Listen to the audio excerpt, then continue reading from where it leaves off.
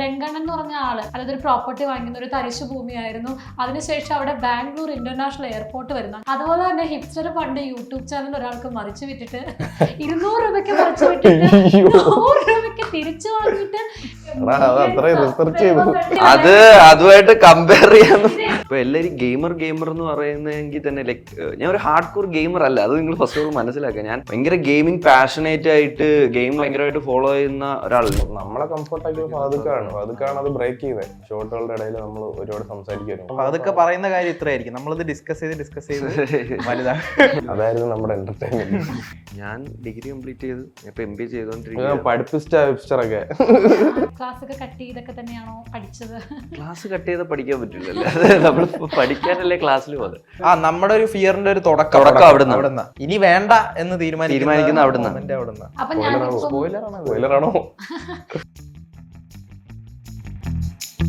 Hipster ആ ഒരു പേര് അപ്പൊ സിനിമ കണ്ടപ്പോഴേ ഇടയ്ക്ക് ഹിപ്സ്റ്റർ എന്നുള്ള നെയിം തന്നെയാണ് മൈൻഡിൽ വന്നത്. അജു ഉണ്ട് എന്നാലും ഹിപ്സ്റ്റർ എന്ന് തന്നെയാണ്. എങ്ങനെയാണ് ഈ ഹിപ്സ്റ്റർ ഒരു വെറൈറ്റി നെയിം? അപ്പം അത് ഓൺലൈൻ ഗെയിമിങ്ങിലൂടെയാണ് ഹിറ്റ് ആയത്. എങ്ങനെയാണ് ഈ പേര് ചൂസ് ചെയ്തത്? പേര് ചൂസ് ചെയ്തൊന്നുമില്ല. ജസ്റ്റ് കുറച്ചും കൂടെ സ്ട്രൈക്കിംഗ് ആയിട്ടുള്ള ഒരു പേര് വേണമെന്ന് തോന്നി. അപ്പൊ അങ്ങനെ ഹിപ്സ്റ്റർ മീനിങ് ഹിപ്സ്റ്റർ എന്ന് പറഞ്ഞാൽ പുതിയ ഫാഷൻ ട്രെൻഡ് കാര്യങ്ങളെല്ലാം ഫോളോ ചെയ്യുന്ന ഒരാൾ. അതിന്റെ ഗൂഗിൾ മീനിങ് അങ്ങനെയാണ്. അപ്പൊ കറക്റ്റ് അല്ലേ? അതുപോലെ തന്നെ ഇപ്പം ഗെയിമിംഗ് ഒക്കെ ആയിരുന്നു. ആദ്യം യൂട്യൂബിലൂടെയാണ് വന്നത്. ഗെയിമിംഗ്, പിന്നെ ഒമേഗിൾ കോണ്ടന്റ് ക്രിയേറ്റർ ആയിരുന്നു, അതിനുശേഷം ആക്ടിങ്. അപ്പൊ ഇത് മൂന്നൂടെ കമ്പയർ ചെയ്യുമ്പോൾ ഏതായിരിക്കും ബെറ്റർ, അല്ലെങ്കിൽ ഏതാണ് ഈ കരിയർ ആക്കാൻ വേണ്ടിയിട്ട് അല്ലെങ്കിൽ പാഷനായിട്ട് ഇനി കൊണ്ടുപോകാൻ പോകുന്നത്? പാഷനായിട്ട് സിനിമ തന്നെയാണ് മുമ്പോട്ട് കൊണ്ടുപോകുന്നത്. കാരണം ഞാൻ സിനിമ കാണാറുണ്ടായിരുന്നു. പക്ഷെ ഇപ്പം ഏകദേശം 1 വർഷമായിട്ട് നമ്മൾ സിനിമയുടെ പിറവെയാണ്. സിനിമയെ പറ്റിയാണ് പഠിക്കുന്നത്, സിനിമയെ പറ്റിയാണ് സംസാരിക്കുന്നതും. ഇത് മാത്രമാണ് ഇപ്പോഴത്തെ നമ്മുടെ ടോപ്പിക് എന്ന് പറയുന്നത്. നമ്മുടെ 3 പേരുടെയും നമ്മളിപ്പോൾ ഏകദേശം 1 വർഷമായിട്ട് ഒരുമിച്ചാണ്. അപ്പൊ ഈ ഒരു കോൺവെർസേഷൻ എന്ന് പറയുന്നതും ഇതിനെ പറ്റിയാണ്. അപ്പൊ ഇനി മുമ്പോട്ട് നമ്മുടെ സർക്കിൾ അനുസരിച്ച് നമ്മൾ ചേഞ്ച് ആവും. നമ്മളിപ്പം എന്താണ് സിനിമയെ പറ്റി ചർച്ച ചെയ്യുന്ന ഒരു സർക്കിളിലാണ് നമ്മൾ നിൽക്കുന്നതെങ്കിൽ നമ്മളെ കരിയർ അല്ല, നമ്മുടെ താല്പര്യം അങ്ങോട്ടാവും. അപ്പം ഇപ്പൊ ഹിപ്സ്റ്റർ ഗെയിമിംഗ് എന്ന ഒരാളായാലും നിൽക്കുന്ന സർക്കിളൊക്കെ കൂടുതൽ സംസാരിക്കുന്ന സിനിമയെ പറ്റിയാണ്, അഭിനയത്തെ പറ്റിയാണ്. ഇപ്പൊ ഒന്നാമത് ഫിലിം ഹിറ്റായി വന്നതുകൊണ്ട് ഇനിയിപ്പം എന്താണെങ്കിലും ഫിലിമിലേക്ക് തന്നെ ആയിരിക്കും ഹിപ്സ്റ്റർ. അല്ല, ഞാനിപ്പോൾ ഇതിന്ന് ഇനിഷ്യലി അല്ലെങ്കിൽ ഗ്രാജുവലി ഈ പടം തീരുന്ന വരെ കുറേ കാര്യങ്ങൾ മനസ്സിലാക്കിയിട്ടുണ്ട്. അപ്പം ഞാൻ പഠിച്ച കുറേ കാര്യങ്ങൾ, അല്ലെങ്കിൽ എനിക്ക് ഇനിയും കുറച്ച് കാര്യങ്ങൾ ചെയ്യാം എന്ന് എനിക്ക് തന്നെ ഒരു കോൺഫിഡൻസ് വന്നു. അപ്പോൾ അത് ഒന്ന് ട്രൈ ചെയ്ത് നോക്കണമെന്ന് ഭയങ്കര ആഗ്രഹമുണ്ട്. അപ്പോൾ അതുമായിട്ട് മുമ്പോട്ട് പോകണമെന്ന് ഭയങ്കര ആഗ്രഹമുണ്ട്. തീർച്ചയായും. കുട്ടിക്കാലത്ത് ആർക്കെങ്കിലും സിനിമ നടനാവണമെന്നെങ്കിൽ അങ്ങനെ ഒരു ആക്ടിങ് പാഷൻ കൊണ്ടു നടന്നിട്ടുണ്ടോ? അതായത് ഫിലിമിലേക്ക് തന്നെ എനിക്ക് നോക്കണം, അങ്ങനെ എന്തെങ്കിലും ഉണ്ടായിരുന്നു? ചെറുതില് ഈ നമ്മുടെ മറ്റേ നോക്കിയുടെ ഫോണില്ലേ, അതില് നമ്മള് എഡിറ്റ് ചെയ്യാനൊന്നും ഇല്ലല്ലോ. അപ്പൊ ഈ പോസ് ചെയ്യുന്നവരെ ഒരു ഷോട്ട്, അപ്പൊ അങ്ങനെ ചെറിയ വീഡിയോസും ഷോർട്ട് ഫിലിം ഒക്കെ എടുക്കും അതില്. അങ്ങനത്തെ ഒരു 7ാം ക്ലാസ്സിലൊക്കെ തന്നെ. എന്നുവെച്ചാ അപ്പം വലിയ ആഗ്രഹമല്ല, എന്നാലും ഒരു താല്പര്യം അതിലോടൊരു സിനിമയിലോട്ടൊരു താല്പര്യം. നിങ്ങളുടെ ഒരു ഡ്രീം ആയിരുന്നു. അതെ. അപ്പൊ അതിലേക്ക് എങ്ങനെ എത്തിപ്പെടണം എന്നൊന്നും മുമ്പ് അറിയത്തില്ലായിരുന്നു. എനിക്കൊന്ന് കുറച്ച് ഒരു 2016-17 ആയപ്പോഴാണ് ഡബ് സ്മാഷിന്റെ ആ പരിപാടികളൊക്കെ വന്നതും. അപ്പം അങ്ങനെ ഒരു സിനിമയിലേക്ക് ഒരു വഴിയാവും എന്നൊക്കെ വിചാരിച്ച് അങ്ങനെ ചെയ്തിട്ടുണ്ട്. പിന്നെ അല്ല, അത് കഴിഞ്ഞിട്ട് അതിന്റെ സമയം കഴിഞ്ഞപ്പം കോമഡി വീഡിയോസ് ചെയ്തിട്ടുണ്ട്, വൈൻസ് ചെയ്തിട്ടുണ്ട്. അപ്പൊ അങ്ങനെ ഇൻസ്റ്റാഗ്രാം വീഡിയോ എന്ന് പറയുമ്പോൾ തന്നെ നമുക്ക് രംഗണ്ണനെ ഓർമ്മ വരുന്നത്. ഇൻസ്റ്റാഗ്രാമിൽ പോസ്റ്റ് ഇട്ടാൽ ലൈക്ക് ചെയ്യാൻ ഞാൻ മാത്രമേ ഉള്ളൂ. ആർക്കും എന്നോട് ലൈക്ക് ഇല്ല. അതെ, അന്ന് നമ്മളോട് ആർക്കും ലൈക്ക് ഒന്നും ഇല്ലായിരുന്നു, അതുകൊണ്ട് ആരും കണ്ടതുമില്ല. പിന്നെ ജിത്തുചേട്ടൻ ലൈക്ക് ചെയ്തിട്ട് വിളിച്ചു. അത് നല്ലൊരു ചാൻസ്, നല്ലൊരു ലൈക്ക് ആയിരുന്നു. അതെ, നല്ലൊരു ലൈക്ക് ആയിരുന്നു. അതുപോലെ തന്നെ ഇപ്പൊ ഹിപ്സ്റ്ററിനും രംഗണ്ണനും ഒരു സെയിം ഒരു സാധനം ഉണ്ട്. എന്താന്ന് ഊഹിക്കാമോ? ഞാൻ തന്നെ പറയാം, ഞാൻ കണ്ടുപിടിച്ചതാണ്. എന്താന്ന് പറഞ്ഞു കഴിഞ്ഞാൽ ഇപ്പം രംഗണ്ണൻ എന്ന് പറഞ്ഞ ആള് അതായത് ഒരു പ്രോപ്പർട്ടി വാങ്ങിക്കുന്ന ഒരു തരിശു ഭൂമിയായിരുന്നു. അതിനുശേഷം അവിടെ ബാംഗ്ലൂർ ഇന്റർനാഷണൽ എയർപോർട്ട് വരുന്നു. അങ്ങനെ ഒരു ലക്ക്. അതുപോലെ തന്നെ ഹിപ്സ്റ്റർ പണ്ട് യൂട്യൂബ് ചാനൽ ഒരാൾക്ക് മറിച്ചു വിട്ടിട്ട് 200 രൂപയ്ക്ക് മറിച്ചു വിട്ടിട്ട് 100 രൂപയ്ക്ക് തിരിച്ചു വാങ്ങിയിട്ട് സബ്സ്ക്രൈബേഴ്സ് അടിച്ച ആളാണ്. അത് അതുമായിട്ട് കമ്പയർ ചെയ്യാൻ ഇത് എക്സ്ക്ലൂസീവ് അല്ലേ? അതെ, ഞാൻ കണ്ടുപിടിച്ചതാണ്. എക്സ്ക്ലൂസീവ് ഒന്നുമല്ല. ചോദിച്ചോ? അല്ല ആരും ചോദിച്ചില്ല. ആരും ചോദിച്ചില്ലല്ലോ. അണ്ണൻ തിരിച്ചു വന്നു 40 ഇരട്ടിയായിട്ട് തിരിച്ചു ഫോളോവേഴ്സിനെ തിരിച്ചു വന്നെന്ന് സ്വല്ലതൊക്കെ പറഞ്ഞ പോലെ എന്തായാലും അതൊരു നിങ്ങൾ തമ്മിലുള്ള ഒരു മാച്ചിങ് സാധനം. അതല്ല അങ്ങനെയല്ല, തിരിച്ചു കൊടുത്ത് സബ്സ്ക്രൈബേഴ്സ് മില്യൺ ആക്കിയ ഒരാളാണ്. അപ്പൊ എങ്ങനെയായിരുന്നു ഈ ഗെയിമിംഗ് ഈ യൂട്യൂബ് ചാനൽ പിന്നീട് ഞാൻ പറഞ്ഞല്ലോ, ഞാൻ ഒരു ഇപ്പൊ എല്ലാരും ഗെയിമർ എന്ന് പറയുന്നതെങ്കിൽ തന്നെ ലൈക്ക് ഞാൻ ഒരു ഹാർഡ് കോർ ഗെയിമർ അല്ല. അത് നിങ്ങൾ ഫസ്റ്റ് ഓഫ് ഓൾ മനസ്സിലാക്കുക. ഞാൻ ഭയങ്കര ഗെയിമിംഗ് പാഷനേറ്റ് ആയിട്ട് ഗെയിം ഭയങ്കരമായിട്ട് ഫോളോ ചെയ്യുന്ന ഒരാൾ. ഞാൻ സ്ട്രീം ചെയ്യുന്ന GTA 5 എന്ന് പറയുന്ന ഒരു ഗെയിമാണ്. അത് ഞാൻ എൻ്റെ ഒരു എന്റർടൈൻമെന്റ് പർപ്പസിന് വേണ്ടി അതിലൊരു സെപ്പറേറ്റ് ക്യാരക്ടർ ഉണ്ടാക്കി ആ ഗെയിം ഫോളോ ചെയ്യുന്നവർക്ക് അറിയാൻ പറ്റും. അങ്ങനെ ഗെയിം കളിക്കുന്ന ഒരാളാണ്. അല്ലെങ്കിൽ ഒരു ഹാർഡ് കോർ ഈ ഗെയിമർ എന്ന് പറയുമ്പോൾ അതിൽ കുറെ ഇതുണ്ട്. ഗെയിം കംപ്ലീറ്റ്ലി ഒരു ഇ സ്പോർട്സ് രീതിയിൽ അല്ലെങ്കിൽ പാഷനേറ്റ് ആയിട്ട് ഫോളോ ചെയ്യുന്ന ഒരു ഇതുണ്ട്. ഈ ഗെയിമർ എന്ന് പറയുന്ന ഈ ടാഗ് ഇങ്ങനെ തരുമ്പോൾ എനിക്ക് എന്തോ ഒരു ഇതാണ്. ഞാൻ അല്ല ടാഗ് വേണ്ടെന്നല്ല, ഞാൻ ഗെയിം കളിക്കുന്ന ഒരാളാണ്. പക്ഷെ ഈ ഗെയിമർ എന്ന് നിങ്ങൾ സ്പെസിഫൈ ചെയ്യുന്നതിന്റെ കുറെ പേര് സ്പെസിഫൈ ചെയ്യുന്നല്ല, അത് ഞാൻ പറഞ്ഞതാണ്.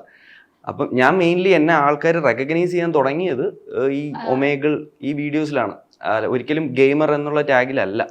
അപ്പം അതിൽ നിന്നാണ് ഞാൻ ഇങ്ങോട്ട് വന്നത്. അല്ലെങ്കിൽ ആ ഒരു എന്റർടൈൻമെന്റ് രീതിയിലുള്ള വീഡിയോസിൽ നിന്നാണ് ബിഗിനിങ് ജേർണി അതായിരുന്നു. ഇനിയിപ്പോ കൂടുതലും ഫിലിംസ് അതൊക്കെയാണ് പാഷനായിട്ട് ഫോക്കസ് ചെയ്യാൻ പോകുന്നത്.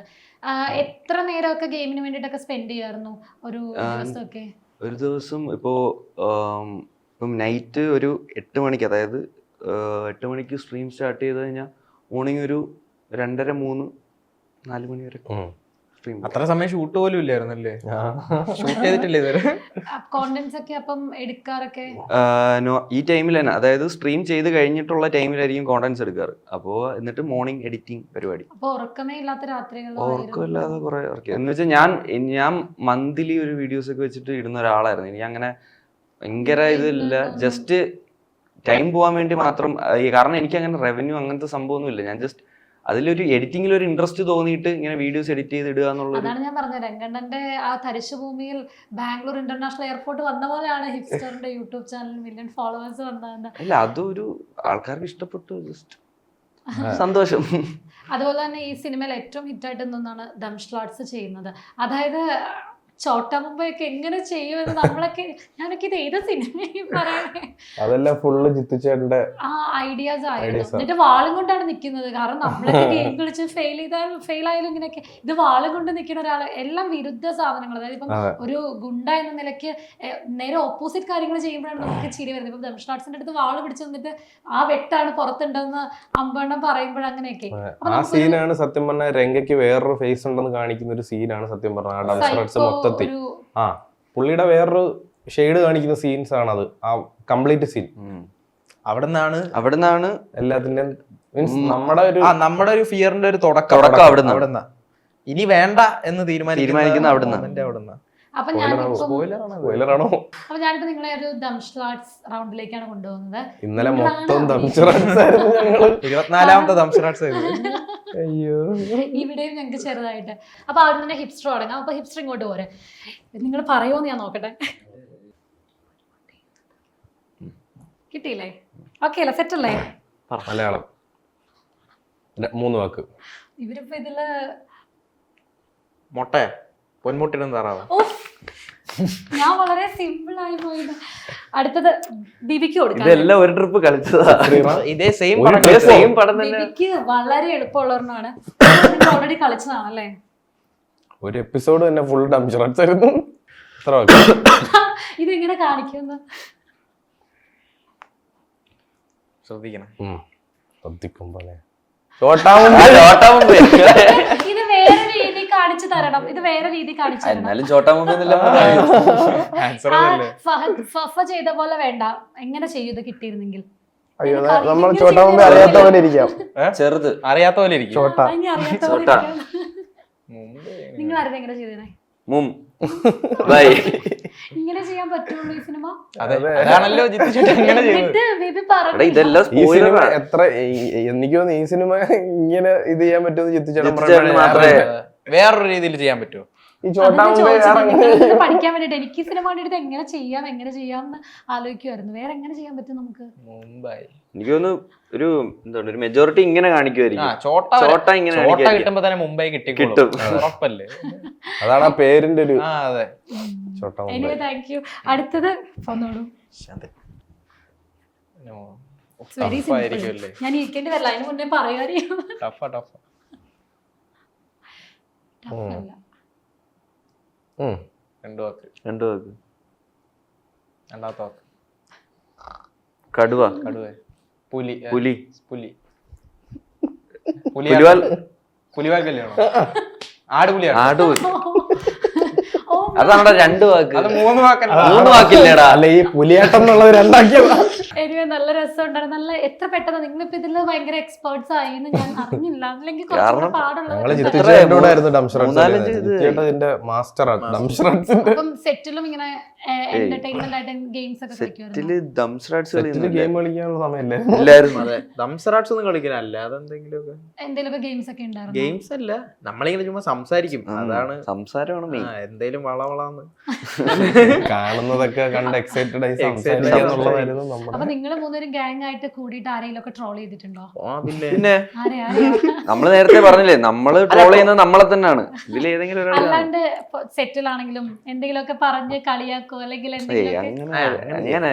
അങ്ങനെയല്ല ഗ്യാങ് ആയിട്ട് കൂടി എന്തെങ്കിലുമൊക്കെ ചുമ്മാ എന്തെങ്കിലും എല്ലാരുമായിട്ട് കൂടുമ്പോഴുള്ള തമാശകളുണ്ടല്ലോ, അത്രേ ഉള്ളൂ. അത് അവരടുത്തും പറയും നമ്മള്. അതെ, അതുപോലെ തന്നെ ഈ ഒരു സെറ്റിൽ നിങ്ങൾക്ക് ഫൈറ്റ് കാണണം എന്ന് ഭയങ്കര ഇൻട്രസ്റ്റ് ആയിരുന്നു. അങ്ങനെയാണ് രംഗണ്ണന് ഒരു ഫൈറ്റ് കാണിച്ചത് എന്ന് ചോദിച്ചിട്ട് ഒരു 1 ഫൈറ്റ് ഉണ്ടായിരുന്നു വണ്ടിയിലൊക്കെ. വണ്ടിയുടെ ഡോറൊക്കെ ഞാൻ നോക്കിയപ്പോഴത്തേനും 2 സൈഡിലും പോയി.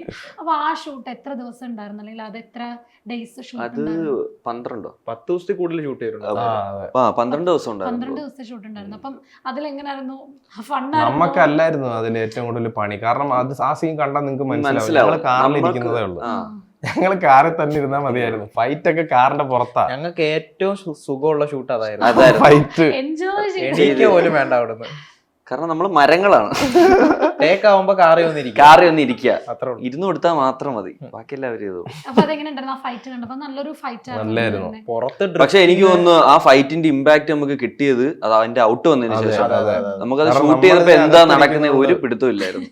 അവര് പറയും നിങ്ങൾ അതിന് പക്ഷെ അത് തിയേറ്ററിൽ കണ്ടു കഴിഞ്ഞപ്പോഴത്തേക്കും അയ്യോ സീനായിരുന്നു ഫൈറ്റ്.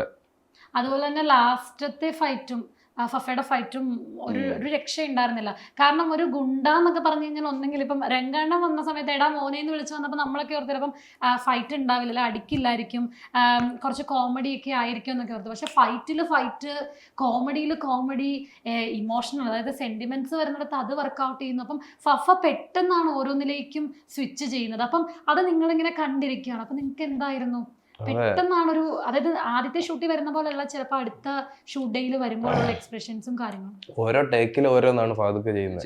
ഇപ്പൊ പറഞ്ഞ പോലെ ആദ്യത്തെ ഷൂട്ടിൽ വരുന്ന പോലെ അടുത്ത ദിവസം, അതുപോലെ ഫസ്റ്റ് ടേക്കിൽ ചെയ്യുന്നതായിരിക്കും സെക്കൻഡ് ടേക്കിൽ ചെയ്യുന്നത്. എന്താണ് സീനെന്ന് നമുക്കറിയാലോ. ഇപ്പൊ അതൊരു ഇമോഷണൽ സീൻ ആണെങ്കിൽ അതിലൊരു എക്സൈറ്റ്മെന്റ് ഉണ്ട്. എന്തായാലും ഫാദുക്ക ഇതുവരെ ചെയ്ത പോലൊരു ഇമോഷൻ ആ സാധനം ഇനി ചെയ്യൂല നമുക്കറിയാം. അപ്പൊ പുതിയത് എന്താ ചെയ്യാൻ പോകുന്നതെന്ന് കാണാനുള്ള ഒരു എക്സൈറ്റ്മെന്റ് നമുക്കുണ്ട്. കരയുന്നതായാലും ചിരിക്കുന്നതായാലും നടക്കുന്നതായാലും ഇരിക്കുന്നതായാലും എല്ലാം പുതിയ സാധനമല്ലേ. രംഗയ്ക്ക് കുറെ മാനറിസംസ് ഉണ്ടായിരുന്നു, നമ്മൾ അത് കാണാൻ ഭയങ്കര ക്യൂരിയസ് ആയിരുന്നു.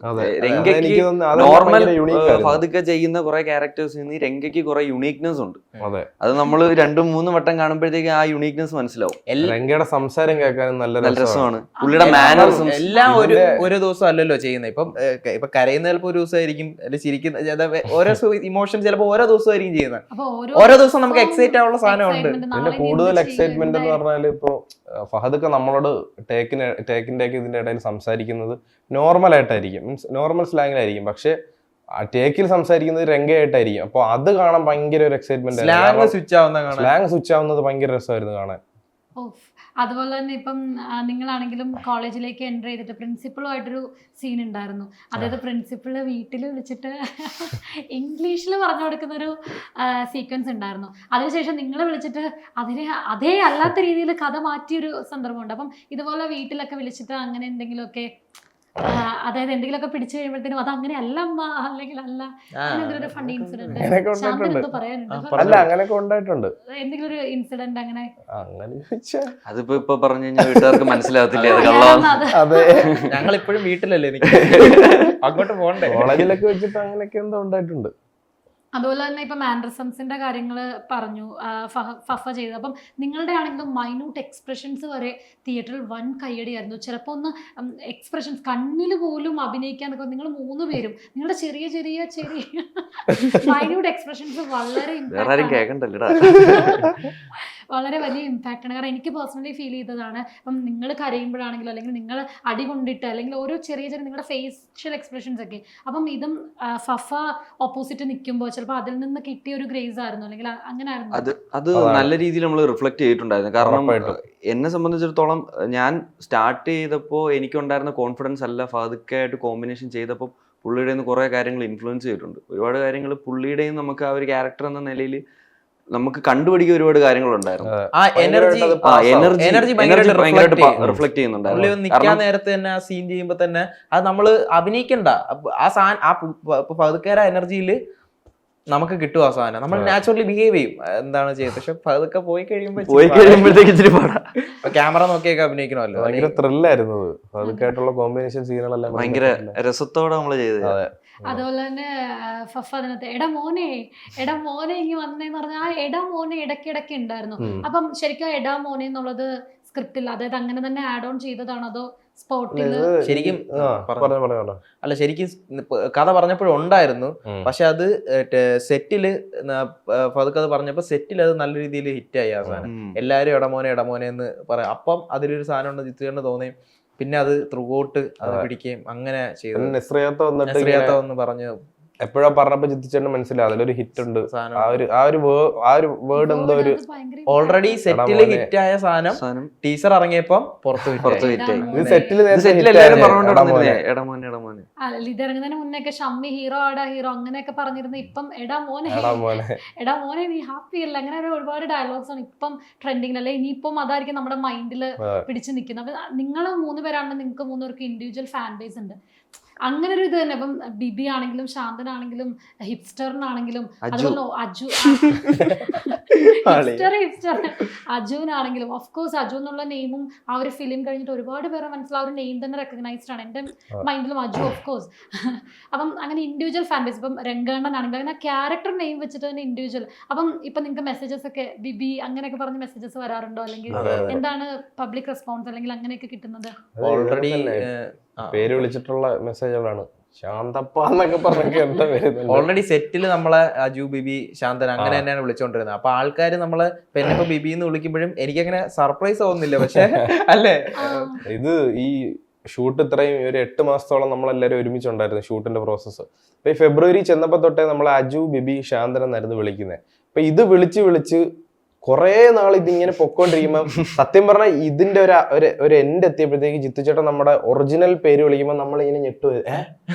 ആ ഒരു ഞെട്ടലായിരുന്നു. കാരണം നമ്മൾ കേൾക്കുന്ന മൊത്തവും ഇപ്പൊ എന്റെ പേര് ശാന്തൻ എന്നുള്ളത് ശാന്തൻ ഷാ എന്നൊക്കെ പറയും. ഈ സാധനങ്ങൾ കേൾക്കുമ്പോൾ നമ്മൾ തിരിയും. കാരണം ഇത് കേട്ട് നമ്മൾ ഫുൾ അങ്ങനെ ആയിരുന്നു. അവസാനം സ്വന്തം പേരെ വിളിക്കുമ്പോൾ നമുക്ക് ഭയങ്കര മറ്റേ അത്ഭുതമായിരുന്നു. എടാ പ്രണവേ എന്നൊക്കെ വിളിക്കുമ്പോ അത് ഭയങ്കര ആവേശ സിനിമയിൽ ഓരോ ഷോട്ട് ഇപ്പം അമ്പണ്ണൻ്റെ കൂടെയുള്ള ഷോട്ടും എല്ലാം രസകരമായിട്ട് തന്നെ ചെയ്തു. അപ്പം ഏറ്റവും കൂടുതൽ ഈ ഒരു ഷോട്ട് ചെയ്തപ്പോഴാണ് ഞാൻ കുറച്ച് സാറ്റിസ്ഫൈഡ് അല്ലെങ്കിൽ എനിക്ക് കുറെ കൊടുക്കാൻ പറ്റുന്ന ഇൻഡിവിജ്വൽ ആയിട്ട് ഏതെങ്കിലും ഒക്കെ ഷോട്ടുകൾ. നമുക്ക് 3 പേർക്ക് മറ്റേ ഷോട്ടാണ് എനിക്ക് തോന്നുന്നു. ഞങ്ങള് എല്ലാ ഷോട്ടും നമ്മൾ ഏറ്റവും കൂടുതൽ ഡിസ്കസ് ചെയ്ത് നമ്മൾ തമ്മിൽ സംസാരിച്ചിട്ടുള്ളതും നമ്മുടെ രംഗയുടെ വീട്ടിൽ ഉള്ള ഒരു നമ്മുടെ 3 പേരുടെയും കൂടെ ഒരു ബാഗ് പാക്ക് ചെയ്യുന്ന ഒരു സീനുണ്ട്. നമ്മൾ ഏറ്റവും കൂടുതൽ ഡിസ്കസ് ചെയ്ത് വീട്ടിൽ വന്നിട്ട് നമ്മള് നാട്ടിൽ പോവാന്നൊക്കെ പറഞ്ഞിട്ടുള്ള ഒരു പ്ലേ ഉണ്ട്. അത് എല്ലാ സീനുകളും നമ്മൾ എൻജോയ് ചെയ്താണ് ചെയ്തത്. പക്ഷെ ആ സീൻ എന്തോ കാരണം ആ സീൻ ഷൂട്ട് ചെയ്യുമ്പോൾ അത് വീട്ടിനകത്തായോണ്ട് അല്ലെങ്കിൽ റൂമിനകത്തായോണ്ട് ആ റൂമിൽ ആരുമില്ല. കാരണം നമുക്ക് ഫുള്ള് അവിടെ കിടന്ന് എന്താണെങ്കിലും അല്ലെങ്കിൽ നമ്മുടെ സെറ്റിൽ ഇപ്പൊ ക്യാമറയുടെ ബാക്കിലും അല്ലെങ്കിൽ പ്ലേ ബാക്ക് അങ്ങനെ ഒരുപാട് പേര് കാണും. ഇവിടെ വേറെ ആരും ഇല്ല. നമ്മള് റൂമിൽ ചെയ്യും പോലെ തന്നെ ഇവിടെ ചെയ്തത്. അപ്പൊ അത്ര ഫ്രീ ആയിട്ട് ചെയ്തുകൊണ്ട് നമുക്കത് ആ സീൻ ഷൂട്ട് ചെയ്തപ്പോ വെള്ളം എടുക്കാൻ വേണ്ടിട്ട് ബിബി പോകുന്നൊരു സീൻ അതുപോലെ തന്നെയാണ്. അങ്ങനെ പേടിയുണ്ടോ? അല്ല ഓടിപ്പിടി ചിലപ്പോ നമ്മളെ പേടിച്ചിട്ട് എന്നിട്ട് പിന്നെ ഇതായിട്ട് വരുന്നത് വളരെ ഞാൻ നല്ല ധീരനാണെന്നൊക്കെ പറഞ്ഞു വന്ന് അങ്ങനെ എന്തെങ്കിലും ഇൻസിഡൻസ് ഒക്കെ നോർമൽ ലൈഫിൽ അങ്ങനെയൊക്കെ? പിന്നെ ചെറുതിലൊക്കെ സ്വിച്ച് ഇട്ടിട്ട് ഓടുന്നൊക്കെ ഓടിയിട്ട് പെട്ടെന്ന് നിൽക്കുമല്ലോ നമ്മള്. ആൾക്കാർ വരുമ്പോ പെട്ടെന്ന് നിൽക്കും. ഇനി നമ്മൾ ആവേശം റൗണ്ട് എന്ന് പറഞ്ഞ റൗണ്ടിലേക്കാണ് പോകുന്നത്. കുറച്ച് ആവേശം നിറഞ്ഞ ക്വസ്റ്റ്യൻസ് നിങ്ങളോട് 3 പേരോട്. ആവേശത്തോടെ പഠിച്ച വിഷയം ഏതാണ്? ബിബി ഏതാണ് ഏറ്റവും ആവേശത്തോടെ? എനിക്ക് ഭയങ്കര ഇൻട്രസ്റ്റ് ആവേശത്തോടെ പഠിച്ചൊരു subject. Malayalam, computer science, business studies. എന്താണ് അത് ആവേശം കൂടാൻ കാരണം?